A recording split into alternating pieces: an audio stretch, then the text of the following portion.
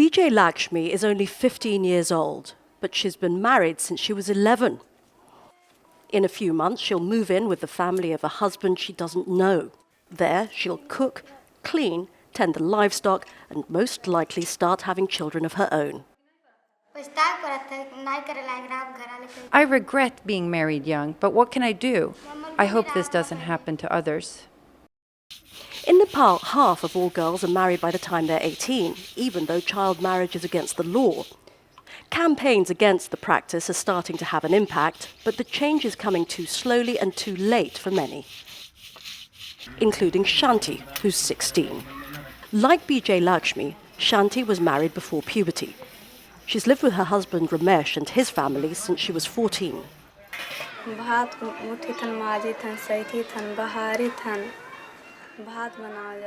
Every day, I cook the morning meal for my in-laws, feed the livestock, clean out the shed, watch the cattle in the field, cook the afternoon meal, and then clean all the pots. All by myself. Life is hard because my husband earns nothing.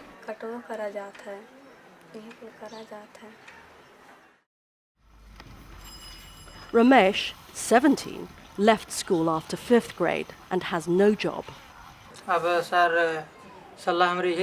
It's heartbreaking to tell my wife we have no money when she says she needs something. My advice to other young people is to stay in school and don't get married if you can't provide for your family. Shanti gets lonely when Ramesh goes to India to do manual labor, leaving her with her in-laws. I love my husband and I don't want him to go away, but we are poor. That's the reality. I'm married now, I have to bear my fate. But I've told my parents, please let my sisters stay in school.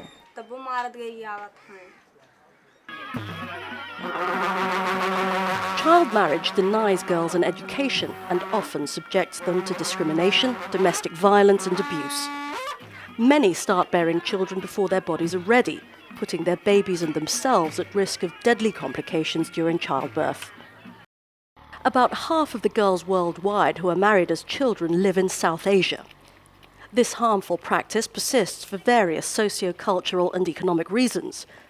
But the common thread that runs across all ethnic groups and religions is the low status of women and girls. There are several initiatives that seek to inform communities about the harm caused by child marriage and the benefits of keeping girls in school. One campaign, called Choose Your Future, brings girls who are not in school together to learn about health issues, basic life skills and empowerment. UNFPA, the United Nations Population Fund, and others support the program. Bijay Lakshmi can barely write her name. Her parents let her join Choose Your Future after the teacher came to their home to explain the program. The class has taught Bijay Lakshmi about personal hygiene and human reproduction. She knows that starting childbirth before 18 is risky, but the choice is not hers. I'd like to wait for 4 years before getting pregnant. I'll try to convince my in-laws that having a child too soon can harm the baby's health. Choose Your Future teachers try to persuade parents to let their daughters return full-time to school, which was made free for girls through grade 10 in 2009. Many do so. Bijay Lakshmi has already been promised to her husband's family, so she won't go back to school. But her sister's a high school student, and her mother says she won't be married before age 20. Early marriage is our custom. We didn't know it was wrong, but now we know, since the teacher explained things to us.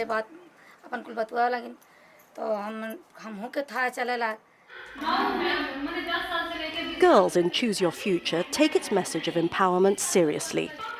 Some have started to take matters into their own hands.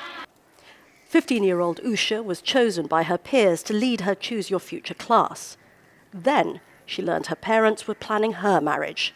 I was thinking, I'm the class leader. If I can't prevent my own marriage, who will speak up for my classmates? So I confronted my mother with the help of my friends. Usha's class had learned that child marriage is illegal. They told her parents they would inform the authorities if they went through with the marriage. We wanted to get her married because we have 4 daughters and are very poor. The girls warned us that early marriage can lead to childbirth complications. They also threatened to inform on us, so my husband and I decided not to marry her for now. After Usha took her stand, other girls in her group also resisted marriage plans.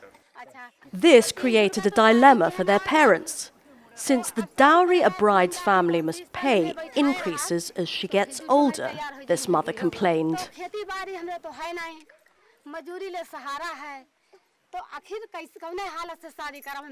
Winning over the mothers is crucial, says Sita Gimir of Save the Children Nepal.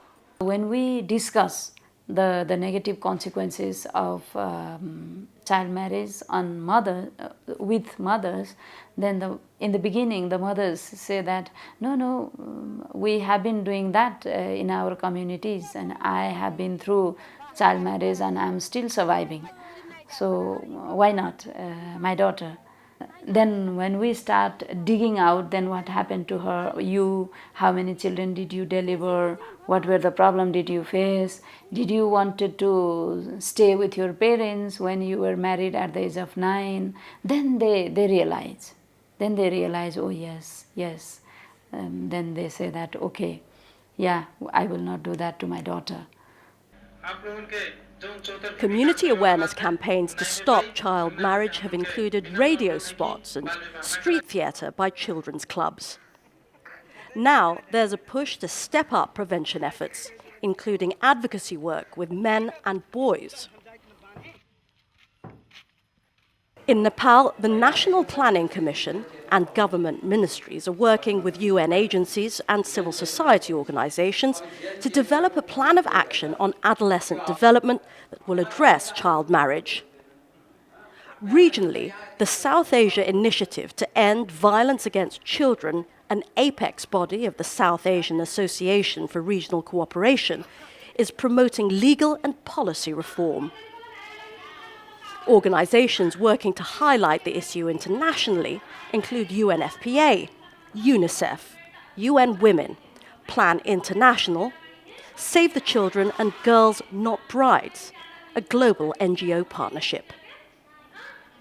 Usha knows it pays to let girls stay in school instead of getting married. She answers clearly when asked what she'd like to become. After I finish school, I could be a teacher or a doctor or at least a shopkeeper.